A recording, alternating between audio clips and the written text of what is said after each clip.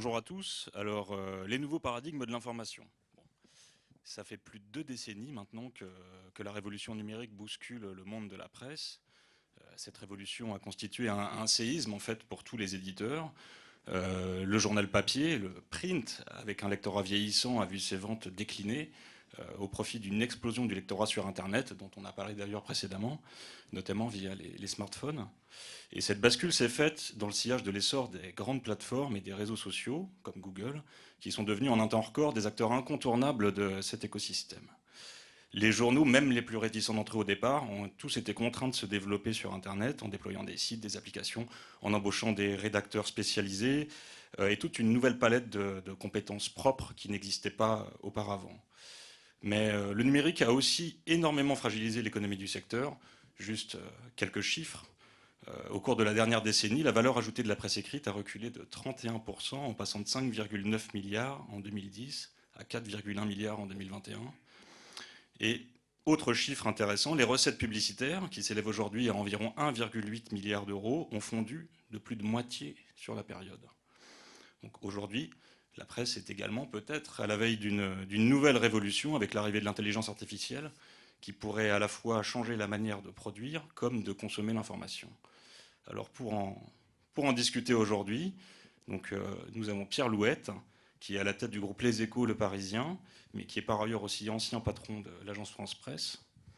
Édouard Coudurier, vous êtes le PDG du Télégramme, et Sébastien Missoff, vous êtes le directeur général de Google France. Alors, première question, Pierre Louette, qu'est-ce qui a changé avec Internet ? Donc j'avais 5 heures, c'est ça, pour une après-midi paisible s'annonce pour vous, dans une douceur tout à fait méridionale. Merci beaucoup de nous avoir invités. C'est sympa d'inviter même le Parisien à Marseille. J'ai bien compris que là, c'était une forme d'exploit et Jean-Christophe a su. On a même tenté, on vend quelques exemplaires du Parisien à Marseille. Tu sais, à des endroits un peu cachés, ça, sous le manteau, ça circule comme ça. Non, mais en tout cas, moi, je suis très, très heureux d'essayer de répondre à ces questions. Dans ta présentation, Pierre, j'entendais au fond quelque chose de sous-jacent. On se demande bien pourquoi on investit dans la presse aujourd'hui. Quand vous entendez cette avalanche de chiffres, on se dit il faut du courage, de l'énergie. Il faut aussi, quand on regarde notre paysage du moment, se rappeler qu'on investit là dans les fondamentaux. Moi, j'appelle la presse, j'appelle ça les ingrédients de la démocratie. Et ce qu'on défend avec Jean-Christophe, avec toutes les équipes avec lesquelles on partage en fait beaucoup de combats, ce sont ces combats-là, fournir les ingrédients du débat démocratique. Et Dieu sait qu'on en a besoin actuellement. Alors, pour répondre à ta question plus directement, plusieurs choses ont changé. Je vais essayer de mélanger très vite ce qui a changé et ce qui n'a pas changé. Ce qui a changé déjà, et ça c'est vraiment très fondamental, c'est le relativisme absolu. C'est le questionnement permanent sur la vérité. Qu'est-ce que la vérité ? Certains m'ont déjà entendu la citer, mais Hannah Arendt, dans les années 70, disait que la vérité était devenue au XXe siècle un objet de discussion.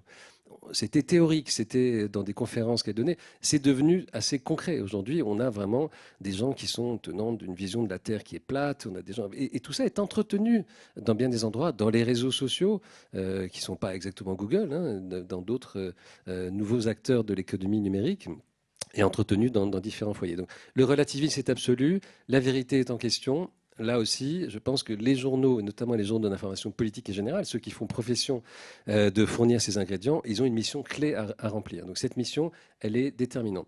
Donc la vérité est en question, mais notre mission n'a pas changé.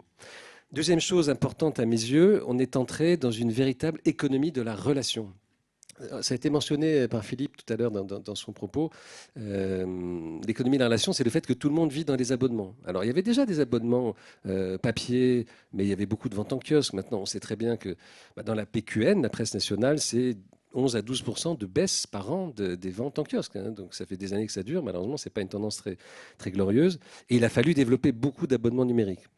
Au Parisien, on est passé en 5-6 ans de 5 000 par abonné numérique à 115 000 maintenant, ou 110 000, 115 000. Donc il y a vraiment, on peut développer ça. Mais chaque abonnement numérique rapporte 3 ou 4 fois moins qu'un abonnement papier. Ça, c'est aussi une chose, un des paradigmes clés de l'économie de la relation. Et dans l'économie de la relation, on est en concurrence avec tout le monde. On est en concurrence avec Netflix, on est en concurrence avec Amazon, on est en concurrence avec tous ceux qui sont nés bien plus récemment et qui, eux, gèrent avec une IT toute neuve, une informatique toute neuve, des relations avec des abonnés. Donc c'est un truc très, très difficile à vivre et auquel il a fallu s'adapter beaucoup. Troisième chose, je passerai très vite, ça a été mentionné par Philippe, la désintermédiation. On n'est pas les seuls à être en rapport avec le public. Je le dis souvent à Sébastien, avec lequel alors, on nous met souvent ensemble sur une scène en espérant qu'on va se dire, mais on va se dire plein de choses poliment l'un à l'autre parce qu'on s'aime bien. Je crois qu'on peut le dire par ailleurs humainement et que bon, on a mené plein de combats, mais que ça n'empêche pas de s'apprécier. Alors en tout cas, on a une relation qui est forte, d'autant plus forte que 60, par exemple, 61% du trafic du Parisien vient de Google. Est-ce que c'est la caractéristique d'une dépendance économique quand 60% de votre trafic vient, quand vous n'avez pas la maîtrise exactement des algorithmes de Google et que vous avez autour de vous des gens qui disent ils ont changé l'algo, on a perdu 15% de trafic, ah ça a rechangé, on a regagné. On voit bien dans quel genre de monde on vit. On n'est pas directement, on a été en partie des intermédiaires et nos lecteurs nous arrivent en venant d'ailleurs. Et puis il y a un dernier point, je voudrais faire, on reparlera tout à l'heure je pense du partage de la valeur, mais il y a une chose qui n'a pour le coup pas changé, c'est que l'information, ça a un coût.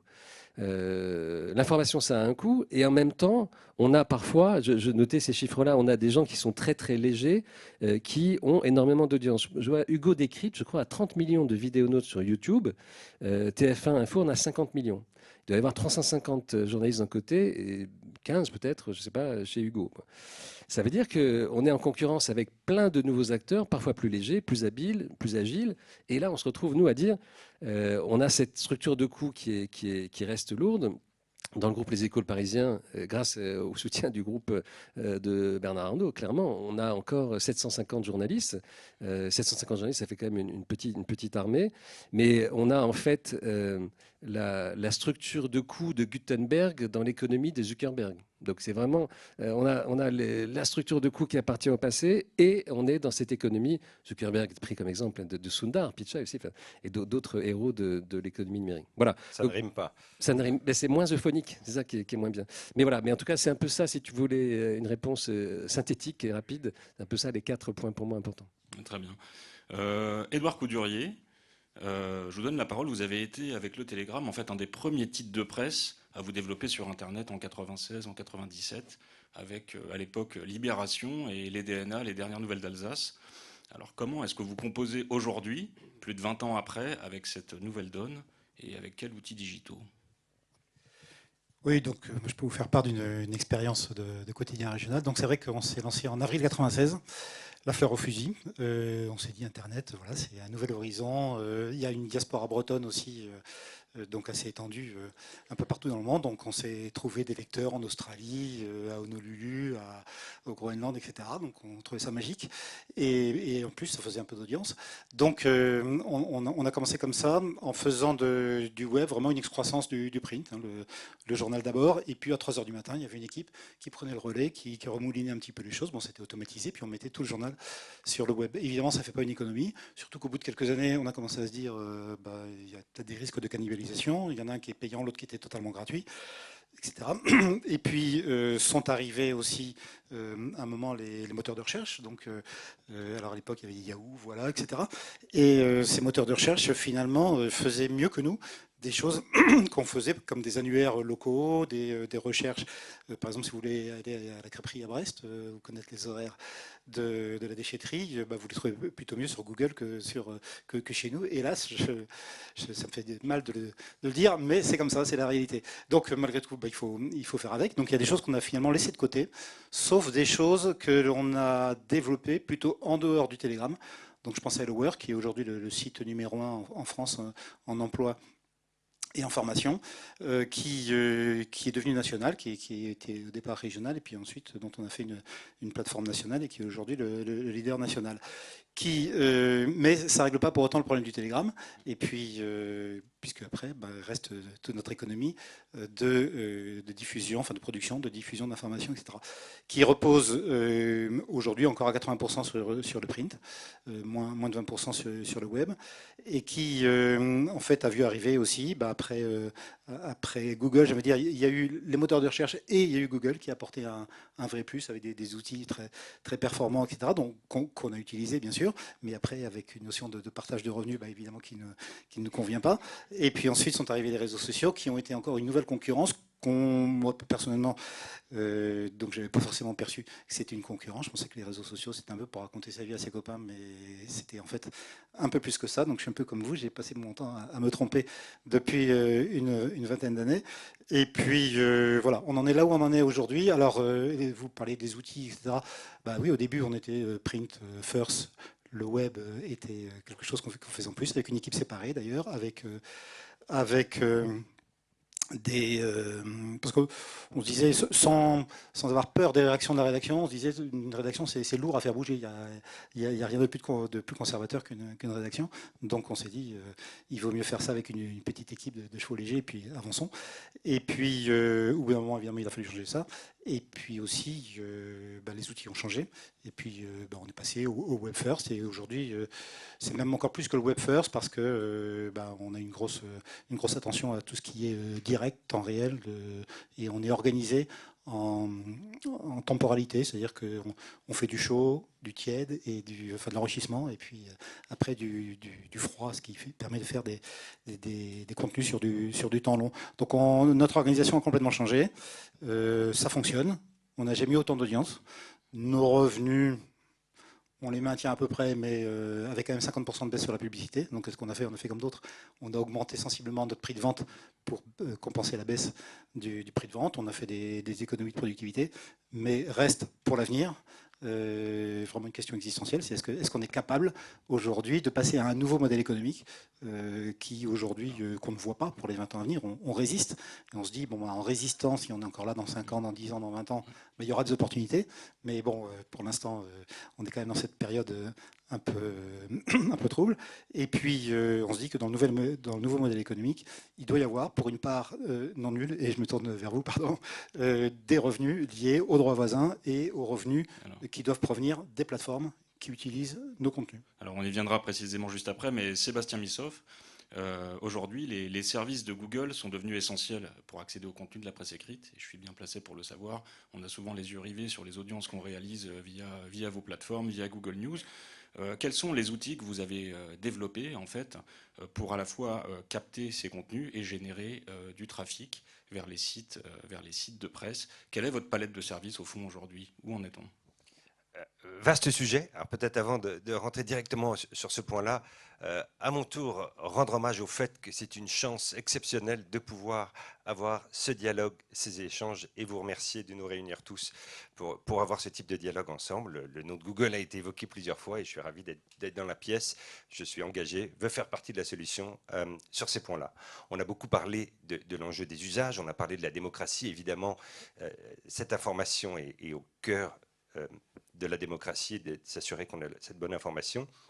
Et ces changements ne sont pas nouveaux. Si on regarde sur les 100 dernières années, au début des années 20, arrive la radio qui prend 20% des budgets publicitaires. Au début des années 30, il y a une fronde des journaux aux États-Unis qui demande que les radios n'aient pas le droit de faire de direct avant 48 heures pour ne pas concurrencer la presse et ne pas avoir des informations en amont.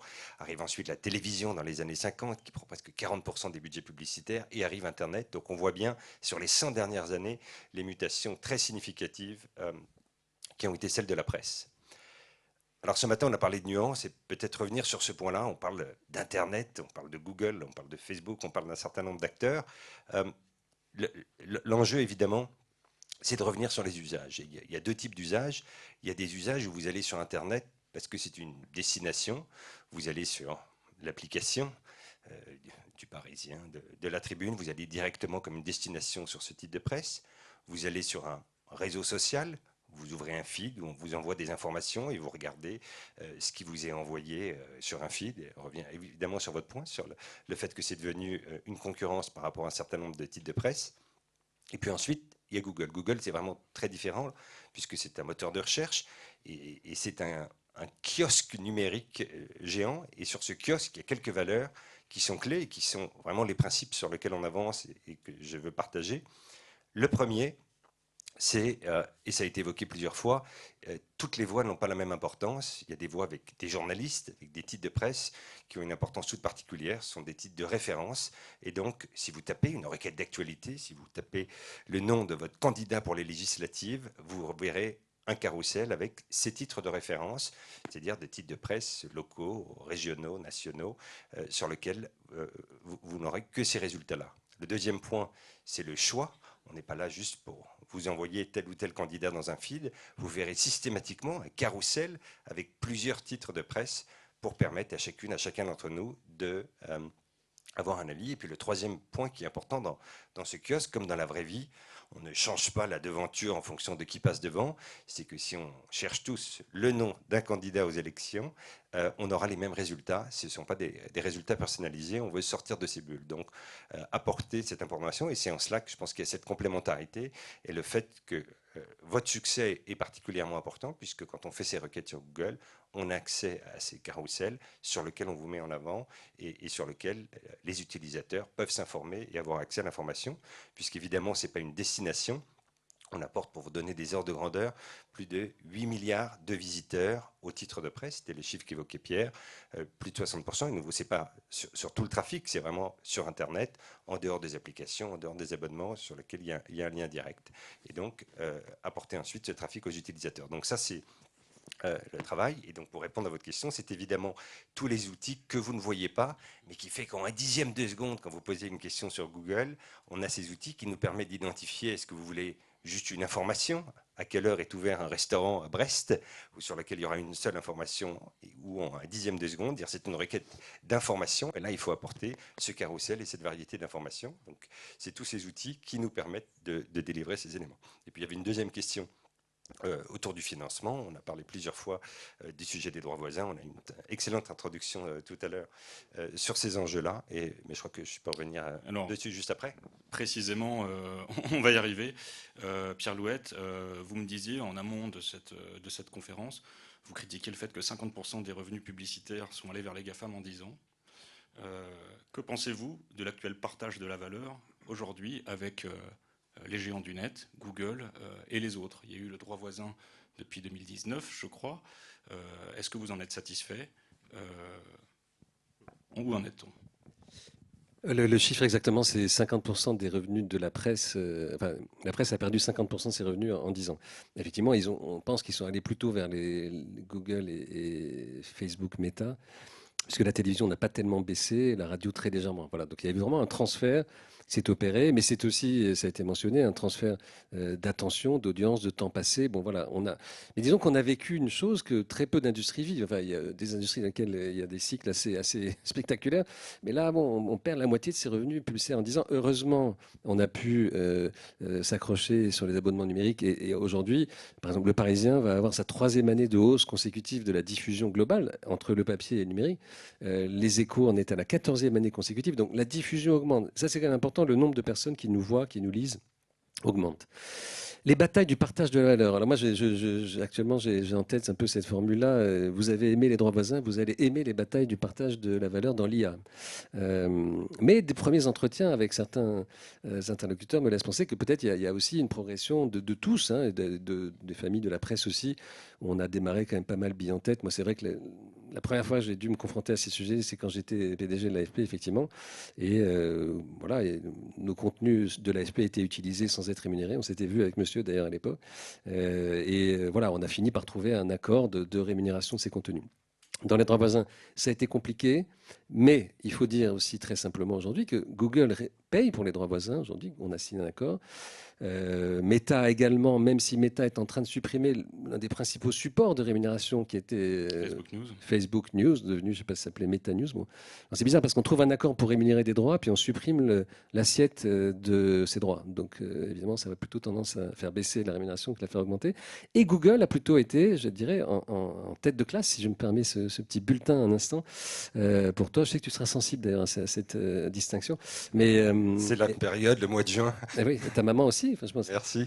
Non, mais en tout cas, c'est un moment où on a vu que Google avait embrassé ce sujet-là. C'est un sujet très sérieux, là, on blague un peu, mais c'est vraiment cette rémunération de ce qui a un coût. Philippe Bailly l'a mentionné, on parle de 3 milliards de coûts de...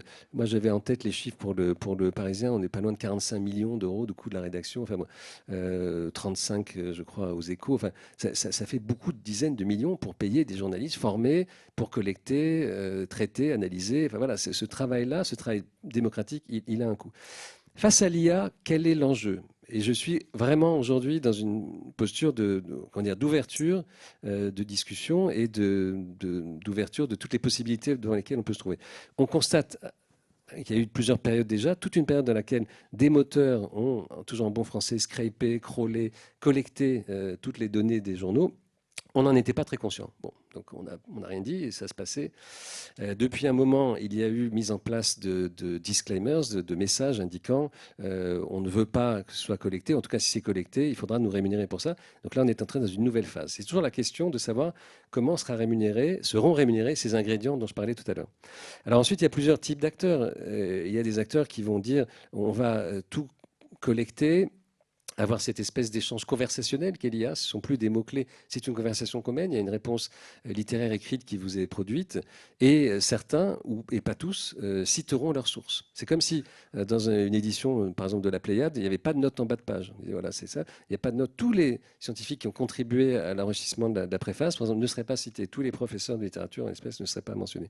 Donc certains partent dans cette direction, d'autres citent, et il y a plein de petites notes qui renvoient, donc qui à la fois renvoient du trafic, mais qui aussi souligne que des ingrédients ont été collectés pour faire ce produit fini.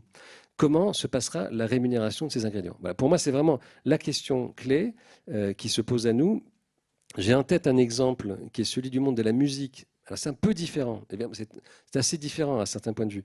Tous les extraits musicaux sont rémunérés. Quelqu'un qui passe un morceau dans n'importe quelle partie du territoire devra s'acquitter d'une rémunération. C'est ce qu'on appelle les licences légales. Ça prend une forme. On doit céder ses droits à un exploitant collectif mais on sera rémunéré et tout sera rémunéré. Est-ce qu'on peut faire la même chose dans le domaine de la presse IPG en particulier? Pardon de segmenter, mais c'est vrai que pour nous, et n'y voyez pas un seul instant une idée d'arrogance ou de distinction, mais pour la démocratie, en termes de pondération de la valeur, les contenus de la Tribune, des Échos, du Parisien, d'autres journaux encore, ont peut-être une intensité plus forte pour la démocratie que les contenus d'Allociné ou de Marmiton. Aujourd'hui, je pense que Google verse plus de droits voisins à Allociné et à Marmiton qu'à des journaux comme les nôtres. Je pense que Google n'en est pas particulièrement content non plus. Pardon, je ne veux pas parler en ton nom, mais ce n'est pas la joie de leur vie non plus. Ce n'est pas ça l'esprit de la directive européenne sur les droits voisins. C'est pas ça. Voilà. Donc on s'était écarté de cet esprit-là. Et quand on viendra à la question de la rémunération des contenus dans les utilisations de LLM pour l'IA, il faudra se reposer ces questions. Qu'est-ce qui a une intensité démocratique plus forte? Parce qu'après tout, c'est le combat dans lequel on est. S'il n'y a pas de démocratie, il n'y a pas de marché. Donc c'est pour ça qu'aux Échos, un journal de tradition libérale depuis 115 ans, on se bat pour ça. Parce que l'économie libérale, elle va avec la démocratie. C'est très difficile. On constatera que dans bien des pays, quand il n'y a plus de démocratie, le marché est encadré, fermé, régulé, étatisé. Voilà. Donc ça va ensemble. Et c'est ça le combat qu'on mène. Et avec le Parisien, c'est un peu différent, mais c'est un combat vraiment très écuménique, anti-extrême, laïque, c'est vrai, et qui doit donner à chacun, à hauteur de femmes et d'hommes, les moyens de s'informer. Merci. Alors, Édouard Coudurier, vous, votre modèle économique est aussi sous pression. Vous estimez que si les droits voisins sont une bonne chose, c'est pas du tout suffisant aujourd'hui. Et vous précisez d'ailleurs que pour vous en sortir aujourd'hui, vous avez mené une stratégie de diversification que vous avez un petit peu évoquée tout à l'heure, mais sans laquelle il ne serait pas possible, par exemple, d'investir, comme vous l'avez fait récemment, 20 millions d'euros dans une nouvelle rotative. Où en êtes-vous aujourd'hui au niveau de cet équilibre financier? Comment ça se passe?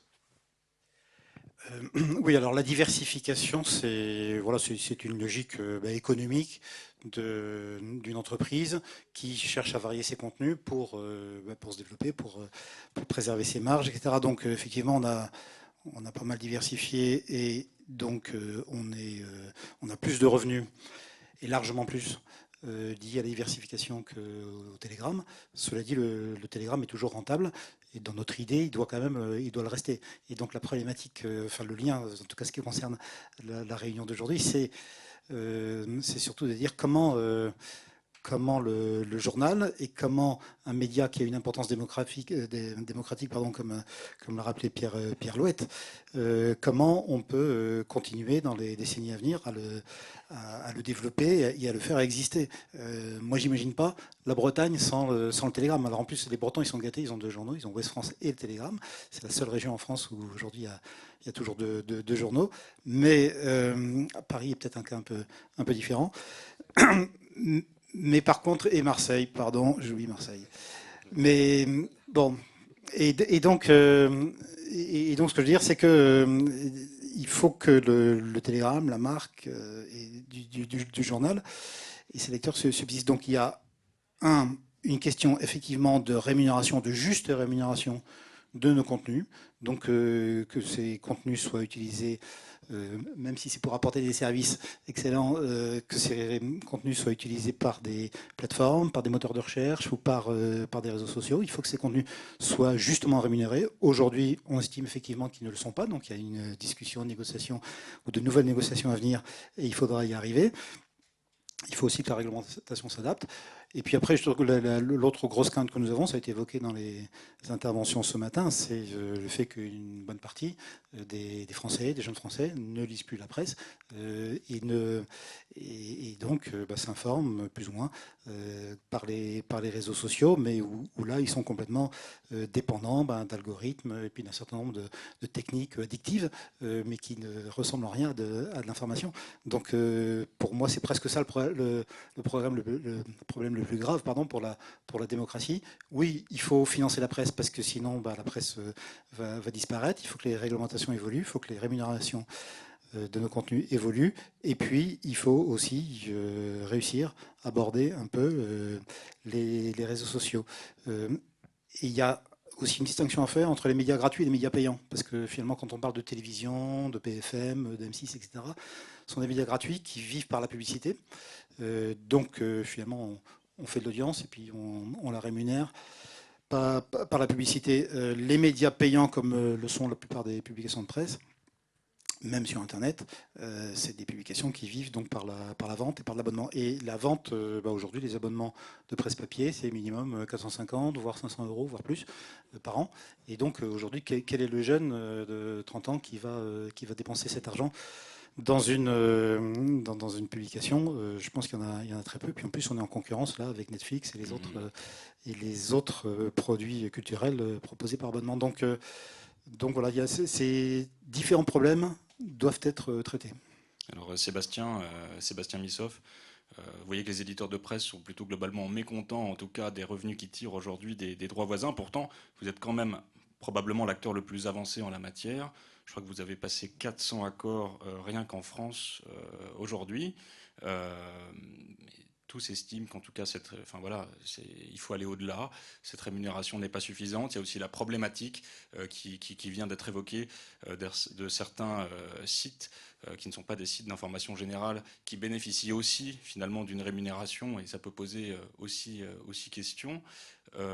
Qu'est-ce que vous en dites? Est-ce qu'il faut revoir ces accords d'une manière ou d'une autre?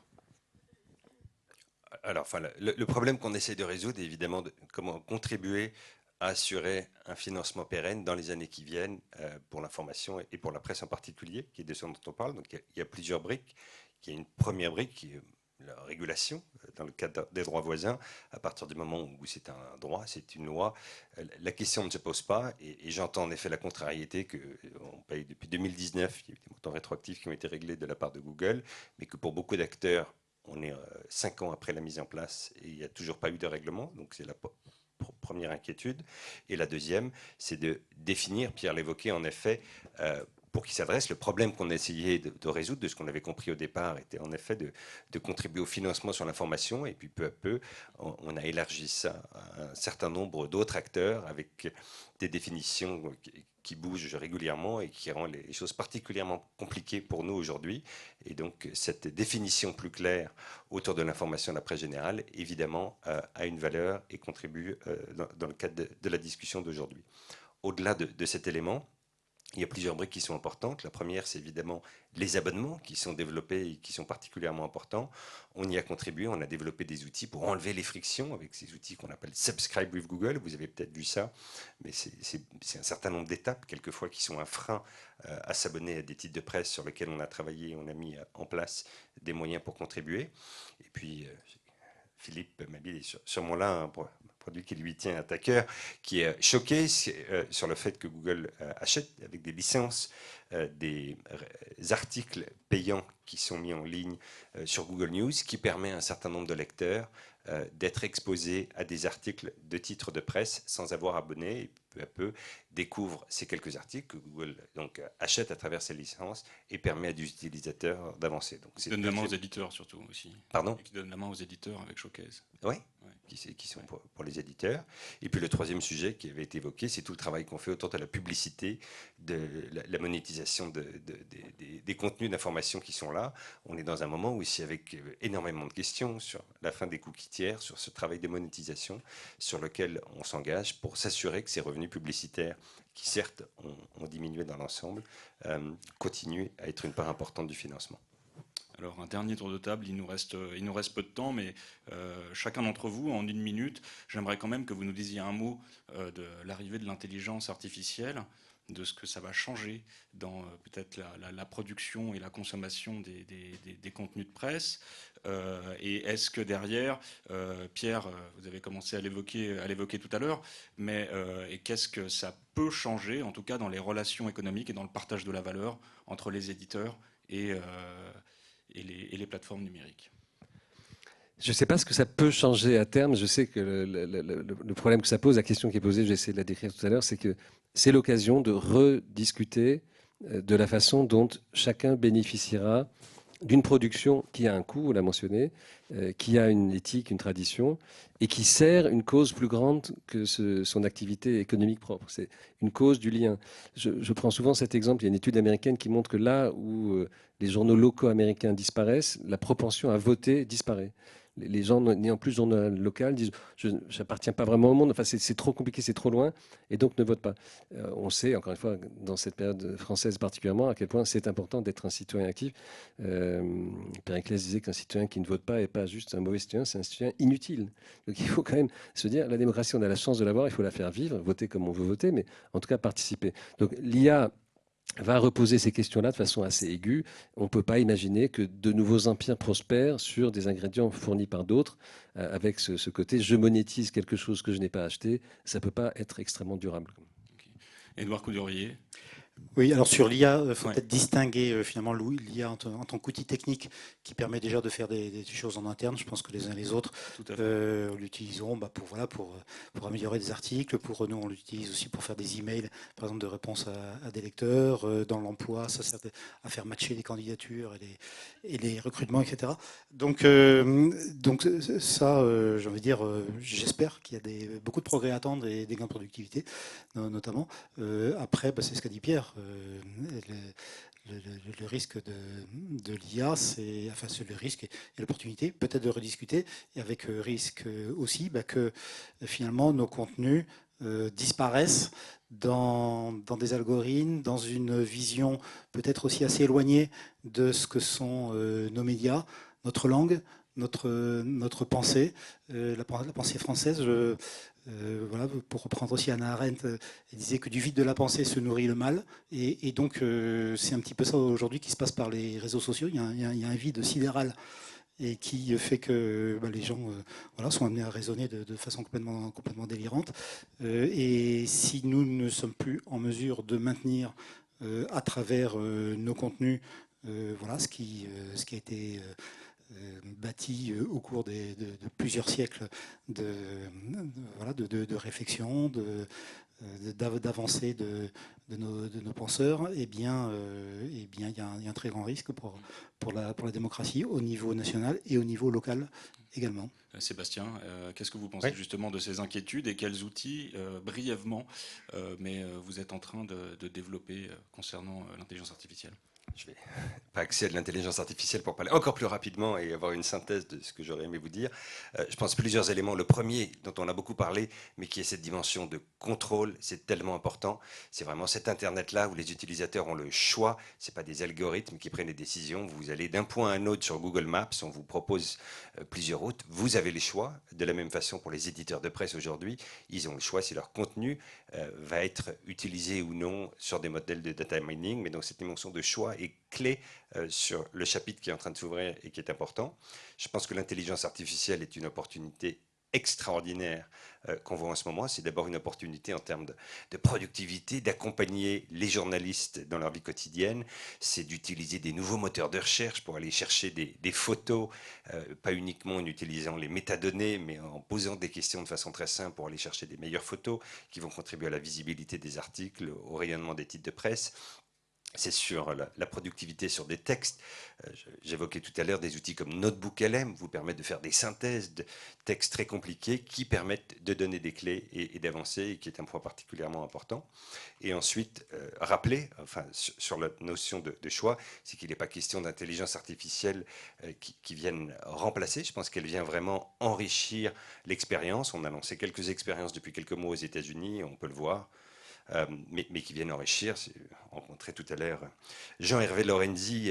Si on tape Jean-Hervé Lorenzi sur Google, il y a 10 ans, il y avait peut-être juste une liste d'articles. Aujourd'hui, il y a une photo, il y a 3 lignes sur C'est un économiste, et c'est une présentation qui viennent contextualiser les informations qu'on va donner. Donc on est vraiment dans ces intelligences artificielles génératives qui, à mon sens, vont venir enrichir le choix qu'ont les utilisateurs pour l'information. Eh bien, merci beaucoup à tous pour ce débat. Merci beaucoup.